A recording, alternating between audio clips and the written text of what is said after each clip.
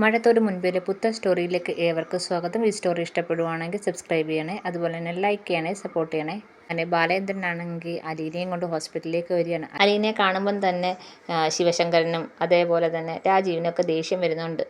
ബാലേന്ദ്രൻ വന്നിട്ട് ചോദിക്കുകയാണ്, ആഹാ എല്ലാവരും ഉണ്ടല്ലോ. ശിവശങ്കരൻ ചോദിക്കണേ, എന്താ ബാലേന്ദ്രൻ്റെ ഒരു പുച്ഛം? ഏയ് ഞാൻ പുച്ഛമൊന്നുമില്ല, ഞാൻ ചോദിച്ചെന്നേ ഉള്ളൂ. ഹരി അവിടെ ഇരിപ്പുണ്ട്. ബാലേന്ദ്രൻ വാ മോളെ എന്നും പറഞ്ഞ് നേരെ ഐസിയിലേക്ക് പോവുകയാണ് അവർ രണ്ടുപേരും. അപ്പം രാജീവ് ശിവശങ്കരൻ്റെ ചോദിക്കുകയാണ്, ഇയാൾക്ക് നാണമില്ലേ ഈ പെണ്ണിനെ ഇങ്ങനെ പിടിച്ചിട്ടുണ്ട് എല്ലായിടത്തും നടക്കാൻ? ഉളുപ്പ് തോന്നണ്ടേ എന്ന് രാജീവ് ചോദിക്കുകയാണ്. അപ്പം ഇയാൾക്കതൊന്നും ഇല്ല എന്ന് ശിവശങ്കരൻ പറയണം. അപ്പോൾ രാജീവ് പറയാണ്, ഇനി ബൈസ്റ്റാൻഡറായിട്ടെങ്ങാനും നിർത്താൻ ഇവളെ കൊണ്ടുവന്നതാണോ അയാൾ? അങ്ങനെയാണെങ്കിൽ ശിവേട്ട അത് നമ്മൾ സമ്മതിക്കല്, ചേട്ടാ ഒരിക്കലും അതിന് സമ്മതിക്കല് എന്ന് പറയാണ്. ശിവശങ്കരൻ പറയാണ്, പിന്നെ ഞാനിപ്പോൾ സമ്മതിക്കാൻ പോവില്ലേ, അവളെ ഇവിടെ ഞാൻ അടിച്ചിറക്കും. ഇത് ഹോസ്പിറ്റൽ ആരുടെയും വകയൊന്നും അല്ലല്ലോ, അല്ലെങ്കിൽ വരട്ടെ എന്ന് ശിവശങ്കരനും പറയാണ്. അങ്ങനെ അലീനയെ അകത്തേക്ക് ഐസിയുലേക്ക് കയറി ചെല്ലുകയാണ്. കയറി ചെന്ന് വൈജയുടെ അവസ്ഥ കാണുമ്പോൾ അലീനയ്ക്ക് ഭയങ്കര സങ്കടം വരുന്നുണ്ട്. ഇപ്പോഴാണെങ്കിൽ വൈജയ്ക്ക് എല്ലാം കാണാം, അലീന വന്നതും സംസാരിക്കുന്നതും ഒക്കെ കേൾക്കുകയും കാണുകയും ഒക്കെ ചെയ്യാം. അപ്പം അലീനയാണെങ്കിൽ ഇങ്ങനെ വൈജയെ നോക്കിയിരിക്കുകയാണ്. അപ്പോൾ സിസ്റ്റർമാർ ചോദിക്കുകയാണ്, മൂത്ത മോളെന്നല്ലേ പറഞ്ഞത്? ആ അതെ എന്ന് പറയാണ്. എന്തുവരെ പഠിച്ചു എന്ന് ചോദിക്കുകയാണ്. അപ്പം പഠിച്ച കാര്യങ്ങളൊക്കെ പറയുന്നുണ്ട്. അതെന്തിനാ പഠിച്ചത്, വല്ല ഡോക്ടറൊക്കെ ആയിക്കൂടെ എന്ന് ചോദിക്കുകയാണ്. എന്താ പേരെന്ന് ചോദിക്കുകയാണ്. അലീന. സിസ്റ്റർമാർ അങ്ങനെ കുറേ കാര്യങ്ങളൊക്കെ അലീനയുടെ അടുത്ത് ചോദിക്കുന്നുണ്ട്. അപ്പം അലീനയാണെങ്കിൽ കാര്യങ്ങളൊക്കെ പറയുന്നുണ്ട്. ഭവതിയും കൃഷ്ണയും രോഹിതൻ്റെ സഹോദരങ്ങളാണെന്നും ഒക്കെ പറയുന്നുണ്ട്. അലീനയാണെങ്കിൽ മൂത്ത മകളാണെന്ന് സിസ്റ്റർമാരടുത്ത് പറയുന്നത്. ഇതൊക്കെ കേട്ടോണ്ട് വൈജി അങ്ങനെ കിടപ്പുണ്ട്. പക്ഷെ വൈജിക്ക് നല്ല ദേഷ്യമൊക്കെ വരുന്നുണ്ട്. ആ അവസ്ഥയിൽ ഒന്നും ചെയ്യാൻ പറ്റത്തില്ലല്ലോ. അങ്ങനെ സിസ്റ്റർമാരങ്ങ് പോയി കഴിയുമ്പോഴത്തേക്ക് അലീന അവിടെ ഇരുന്നിട്ട് പറയാണ്, ഞാനേ പൊന്നു പോലെ നോക്കിക്കോളാം എന്ന് പറഞ്ഞ് വൈജയുടെ കൈ കയറി പിടിക്കണം. അപ്പോൾ വൈജയ്ക്ക് അത് ഇഷ്ടപ്പെടുന്നില്ല. വൈജ കൈ എടുത്ത് മാറ്റുന്നുണ്ട്. അപ്പം വീണ്ടും പിന്നെ കൈ പിടിക്കാൻ ചെല്ലുമ്പോൾ വീണ്ടും എടുത്ത് മാറ്റുന്നുണ്ട്. എന്നോട് എന്തിനാ ഇത്ര ദേഷ്യം?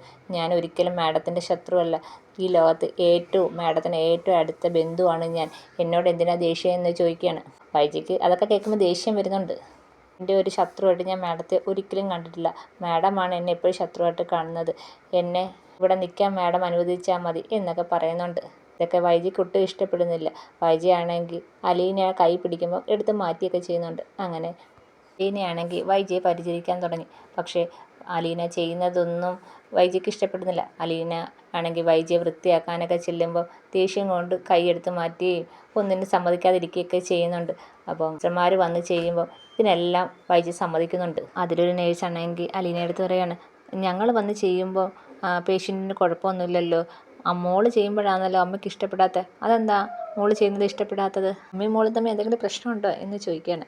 അപ്പോൾ അലീന പറയാണ്, ഏയ് പ്രശ്നമൊന്നുമില്ല. അലീനയ്ക്ക് നല്ല വിഷമമുണ്ട്. കാരണം വൈജയാണെങ്കിൽ ഇങ്ങനെയൊക്കെ കാണിക്കുന്നുണ്ട്. അലീനയ്ക്ക് നല്ല സങ്കടമൊക്കെ ഉണ്ട്. എന്നാലും അലീനയാണെങ്കിൽ വൈജയുടെ എതിർപ്പൊന്നും കൂട്ടാക്കാതെ അവിടെ തന്നെ നിൽക്കുകയാണ്. രാജീവ് ശിവശങ്കരനും കൂടെ വന്ന് ബാലേന്ദ്രൻ ചോദിക്കണം, തനിക്ക് നാണമില്ലോടോ, തൻ്റെ അവിഹിത സന്ധതി ഇവിടെ കൊണ്ടുവന്ന് ഞങ്ങളുടെ പെങ്ങളെ ആക്കാൻ മര്യാദയ്ക്ക് അവളെ ഇവിടെ നിന്ന് പറഞ്ഞു വിട്ടോണം എന്ന് പറയാണ്. അപ്പം ബാലേന്ദ്രൻ പറയാണ്, അവളുടെ ബില്ലും മറ്റുള്ള കാര്യങ്ങളൊക്കെ എനിക്ക് നോക്കാൻ പറ്റുമെങ്കിൽ ഞാനാണ് തീരുമാനിക്കുന്നത് ആരെ ബൈസ്റ്റാൻഡറായിട്ട് നിർത്തണമെന്ന്, അല്ലാതെ നിങ്ങളല്ല എന്ന് പറയാണ്. അപ്പം രാജീവ് എന്ന് പറയാണ്, അതെങ്ങനെയാ ശരിയാവുന്നത്? എൻ്റെ പെങ്ങളെ നോക്കുന്നത് ആരാണെന്ന് ഞങ്ങൾ അറിയണ്ടായോ എന്ന് ചോദിക്കുകയാണ്. നിങ്ങൾക്കറിയാൻ പ്രത്യേകിച്ച് എന്തുവാ, മനസ്സിലായില്ലേ അലീന? പിന്നെ നിങ്ങളുടെ അമ്മയെ പൊന്നു പോലെയായിരുന്നു നോക്കിയിരുന്നത്. നിങ്ങളുടെ ഭാര്യ കമല നോക്കിയിരുന്ന പോലല്ല നോക്കിയിരുന്നത്, പൊന്നു പോലെ തന്നെയാണ് നിങ്ങളുടെ അമ്മയെ നോക്കിയിരുന്നത്. പിന്നെ അവളാണെങ്കിൽ പേഷ്യൻറ്റിനെ എങ്ങനെ നോക്കണമെന്ന് അവൾക്ക് കൃത്യമായിട്ടറിയാം. അതുകൊണ്ട് അവൾ വൈജയെ നോക്കുന്നതുകൊണ്ട് ഒരു കുഴപ്പമില്ലെന്ന് ബാലേന്ദ്രൻ പറഞ്ഞ് അങ്ങ് പോവുകയാണ്.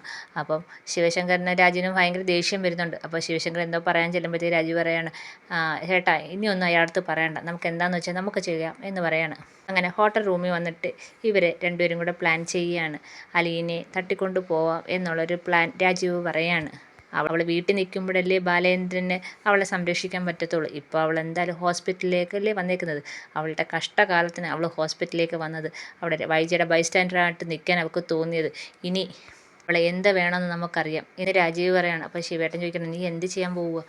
അവൾക്ക് വേണ്ടിയുള്ള വല വിരിച്ച് കഴിഞ്ഞ് കാര്യങ്ങളെല്ലാം ശരിയാക്കിയിട്ടുണ്ട് ഞാൻ. ഇനി ഇര വന്ന് അതിലേക്ക് വീണാൽ മാത്രം മതി എന്ന് പറയാണ്. അപ്പം ശിവേട്ടൻ ചോദിക്കുകയാണ്, എന്താ നീ ഉദ്ദേശിക്കുന്നത്? ഞാൻ പറഞ്ഞില്ലേ ശിവേട്ട, കുറച്ച് നാളെ അവളെ നമുക്ക് ഇവിടെ നിന്ന് മാറ്റി നിർത്താം. അതിന് ഏറ്റവും നല്ല സമയം ഇപ്പോഴാണ്. ഈ ഒരു അവസരം നമുക്ക് പാഴാക്കണ്ട. അവളെ ഇപ്പം ഇതിന് പുറത്ത് വെച്ച് നമുക്ക് കിട്ടിയതാണ്. ബാലേന്ദ്രൻ എപ്പോഴും അവളുടെ അടുത്ത് വന്ന് ഹോസ്പിറ്റലിൽ ഇരിക്കാൻ പറ്റത്തില്ലല്ലോ. അതുകൊണ്ട് അവളെ നമുക്ക് പുറത്ത് വെച്ച് കിട്ടിയ സമയമാണെന്ന് രാജീവ് ശിവേട്ടൻ്റെ അടുത്ത് പറയണം. അങ്ങനെ അവർ രണ്ടുപേരും കൂടെ പ്ലാൻ ചെയ്യുകയാണ് അലീനെ തട്ടിക്കൊണ്ടുപോകാൻ. അങ്ങനെ കുറച്ച് നാളത്തേക്ക് ബാലേന്ദ്രൻ്റെ അടുത്ത് നിന്ന് മാറ്റി നിർത്താനും അതോടെ ബാലേന്ദ്രൻ്റെ കുറച്ച് അഹങ്കാരമൊക്കെ തീരുമെന്നുള്ളൊരു പ്രതീക്ഷയിൽ അലീനെ തട്ടിക്കൊണ്ടുപോകാൻ ഇവർ രണ്ടുപേരും കൂടെ ആലോചിക്കുകയാണ്. ശിവേട്ടൻ ചോദിക്കുകയാണ്, നീ എന്താ ഉദ്ദേശിക്കുന്നത്? ഹോസ്പിറ്റലിൽ നിന്ന് എന്തായാലും അവളെ ആർക്കും പിടിച്ചുകൊണ്ട് പോകാൻ പറ്റത്തില്ല. അപ്പോൾ രാജീവ് പറയാണ്, ഇവിടെ നിന്ന് അവൾ വീട്ടിലേക്ക് പോകുമല്ലോ, ബാലേന്ദ്രൻ വീട്ടിലേക്ക് പോയി കഴിഞ്ഞല്ലോ, അപ്പോൾ എന്തായാലും തന്നെ ആയിരിക്കുമല്ലോ അവൾ പോകുന്നത്. ആ സമയം മതി ശിവേട്ട നമുക്ക് പ്ലാൻ നടപ്പാക്കാൻ. നമ്മളെ ആരും സംശയിക്കത്തുമില്ല, നമ്മൾ ഹോസ്പിറ്റലിൽ തന്നെ ഉണ്ടല്ലോ. അപ്പം ഇവിടെ നിന്ന് ഇറങ്ങിക്കഴിഞ്ഞാൽ ആരാ എന്താ ചെയ്യുന്നതെന്നൊന്നും അറിയത്തില്ലല്ലോ. അതുകൊണ്ട് നമുക്കൊരു ദൂഷ്യവും വരത്തില്ല, നമുക്കിടെ യാത്രയ്ക്കും ഒരു കുഴപ്പവും വരത്തില്ലെന്ന് രാജീവ് പറയാണ്. ശിവേട്ടൻ ചോദിക്കുകയാണ്, നമ്മൾ വിചാരിച്ച പോലെയൊക്കെ കാര്യങ്ങൾ നടക്കുമോ? അപ്പോൾ രാജീവ് പറയണം, നടത്താം ശിവേട്ട. ഇനി അങ്ങനെ അയാളെ അങ്ങനെ വെറുതെ വിടാൻ നമുക്ക് പറ്റത്തില്ല. അയാൾ നമ്മളോട് ചെയ്തതിനെല്ലാം കൃത്യമായി തക്കമായ മറുപടിയും കൊടുക്കണം എന്ന് രാജീവ് പറയണം. അങ്ങനെ അവർ രണ്ടുപേരും കൂടെ അതിനെക്കുറിച്ച് സംസാരിക്കുകയാണ്. ലീന ഇപ്പോഴും ഹോസ്പിറ്റലിൽ തന്നെ ഉണ്ട്, വൈജയെ പരിചരിച്ച് നിൽക്കുകയാണ്. വൈജയ്ക്ക് പക്ഷേ അതൊന്നും ഇഷ്ടപ്പെടുന്നില്ല. അങ്ങനെ കുറേ നേരം കഴിഞ്ഞപ്പോഴത്തേക്ക് ബാലേന്ദ്രനാണെങ്കിൽ അലീനയുടെ ഫോണിലേക്ക് വിളിക്കുകയാണ്. എപ്പോഴാണ് മോളെ വരുന്നത്, വരാറായോ എന്ന് ചോദിക്കുകയാണ്. ഞാനൊരു അരമണിക്കൂറിനകം എത്തുവെച്ചാൽ ഞാൻ ഇവിടുന്ന് ഇറങ്ങാൻ പോവുക എന്ന് അലീന പറയുകയാണ്. അലീന ഫോൺ വെച്ചിട്ട് അവിടുത്തെ സിസ്റ്റർമാരുടെ അടുത്ത് പറയുകയാണ്, ഞാൻ വീട്ടിലേക്ക് പൊക്കോട്ടെ, നാളെ രാവിലെ എത്തിയാൽ പോരെ എന്ന് ചോദിക്കണം. അപ്പോൾ സിസ്റ്റർമാർ പറയാണ്, പൊക്കോ നൈറ്റിലെ കാര്യങ്ങൾ ഞങ്ങൾ നോക്കിക്കോളാം, ഇവിടെ ഞങ്ങളൊക്കെ ഉണ്ടല്ലോ എന്ന് പറയാണ്. എന്നിട്ട് വൈജ എടുത്ത് വന്നിട്ട് പറയാണ്, മാഡം ഞാൻ പോവുകയാണ്, നാളെ രാവിലെ വരാം എന്നും പറയാണ്. അപ്പം വൈജ ഇങ്ങനെ നോക്കുന്നുണ്ട് ദേഷിച്ച്. ഹോസ്പിറ്റലിന് പുറത്താണെങ്കിൽ അലീനയും കാത്ത് കുറേ പേര് നിൽപ്പുണ്ട്. അലീനയെ പിടിച്ചുകൊണ്ട് പോകാനാണ് അവർ നിൽക്കുന്നത് തന്നെ. അങ്ങനെ ഹോസ്പിറ്റലിൽ നിന്ന് അലീന പുറത്തേക്ക് ഇറങ്ങുവാണ്. അലീനയെ അവർ പിന്തുടർന്ന് അലീനയെ വഴിക്ക് വെച്ച് അലീനയെ പിടിച്ചുകൊണ്ട് പോകുന്നുണ്ട് കുറേ പേര്. അപ്പം ഈ സമയത്താണെങ്കിൽ കടപ്പാട്ടൂരാണെങ്കിൽ കുറേ നേരം കഴിഞ്ഞിട്ട് അലീനയെ കാണാൻ ബാലേന്ദ്രനാണെങ്കിൽ കൃഷ്ണമോട് ചോദിക്കുകയാണ്, മോളെ അലീന വന്നില്ലേ ഇതുവരെ? അപ്പോൾ കൃഷ്ണ പറയാണ്, വന്നില്ല അച്ഛാ, ചേച്ചി ഇത്രയും നേരമായിട്ട് കാണുന്നില്ല. ബാലേന്ദ്രൻ ടെൻഷനോടെ പറയണം, അയ്യോ അവൾ വരാൻ സമയമായല്ലോ, എന്നോട് കുറേ നേരമായല്ലോ പറഞ്ഞിട്ട് അരമണിക്കൂറിനകം എത്തുമെന്ന്, ഇപ്പോൾ സമയം ഒത്തിരി ആയല്ലോ, കാണുന്നില്ലല്ലോ എന്ന് ബാലേന്ദ്രൻ പറയാണ്. അച്ഛനാണെങ്കിൽ ചേച്ചിയുടെ ഫോണിലേക്കൊന്ന് വിളിച്ച് നോക്ക്, അല്ലെങ്കിൽ ഞാൻ വിളിക്കാം. അപ്പോൾ ബാലേന്ദ്രൻ പറയണം, വേണ്ട മോളെ, ഞാനൊന്ന് വിളിച്ച് നോക്കട്ടെ, അവൾക്ക് ഇനി വണ്ടി ഇങ്ങനെ കിട്ടില്ല, എന്താണെന്നറിയത്തില്ല, ഞാനൊന്ന് വിളിച്ച് നോക്കട്ടെ എന്നും പറഞ്ഞ് ബാലേന്ദ്രൻ ഫോൺ വിളിക്കുന്നുണ്ട്. അപ്പം ബാലേന്ദ്രൻ ഫോൺ വിളിക്കുമ്പോൾ സ്വിച്ച് ഓഫാണ്. അപ്പോൾ ആകെപ്പാടെ ടെൻഷനാവുന്നുണ്ട്. വീണ്ടും വിളിച്ച് നോക്കുകയാണ്. ഈ സമയത്താണെങ്കിൽ അവരാണെങ്കിൽ അലീനയെ പിടിച്ചുകൊണ്ട് പോയവർ ആളഴിഞ്ഞ് ഒരു ഗോഡൗണിൽ കൊണ്ടുവന്ന് അലീനയെ തള്ളുന്നത്. അലീനയാണെങ്കിൽ ആകെപ്പാടെ ഭയന്ന് വിറച്ച് കരയുകയാണ്. നിങ്ങൾ ആരൊക്കെയാണ്, നിങ്ങൾ എന്തിനാ എന്നെ പിടിച്ചുകൊണ്ട് വന്നേ എന്നൊക്കെ അലീന ചോദിക്കുന്നുണ്ട്. അപ്പം അവർ പറയണം, ആവശ്യമില്ലാത്ത കാര്യങ്ങൾ ചോദിക്കലെന്നും പറഞ്ഞ് അലീനയെ ഭീഷണിപ്പെടുത്തുന്നുണ്ട്. ഈ സമയത്താണെങ്കിൽ കടപ്പാട്ടൂർ അലീനയെ കാണാതെ ടെൻഷനോടെ ഇങ്ങനെ ബാലേന്ദ്രനാണെങ്കിൽ വീണ്ടും ഫോൺ വിളിച്ചുകൊണ്ടിരിക്കുകയാണ്. എന്നിട്ട് ഗോവർദ്ധനെയും വിളിക്കുന്നുണ്ട്. ഇതൊക്കെയാണ് ഇനി വരാൻ പോകുന്ന വിശേഷം. എല്ലാവർക്കും ഇഷ്ടപ്പെട്ടെങ്കിൽ സബ്സ്ക്രൈബ് ചെയ്യണേ, അതുപോലെ തന്നെ സപ്പോർട്ട് ചെയ്യണേ.